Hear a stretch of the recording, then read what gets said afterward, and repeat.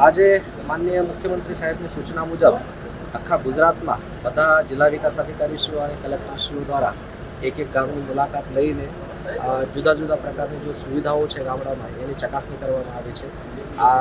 હું અહીંયા સવારે આવીને મારી સાથે આખા ડિસ્ટ્રિક્ટ એડમિનિસ્ટ્રેશનની ટીમ સાથે આવીને બાંડીબાર જો છે તેમાં પીએચસીની પણ મુલાકાત લેવામાં આવી. હેલ્થ વિશે જો સુવિધાઓ છે એની પણ ચકાસણી કરવામાં આવી. લોકોના જો અભિભાવો છે એ પણ લેવામાં આવે કે એમને સેટિસ્ફેક્શન છે કે નહીં. એની સાથે સાથે એફપીએસ દુકાનની પણ મુલાકાત કરવામાં આવી હતી.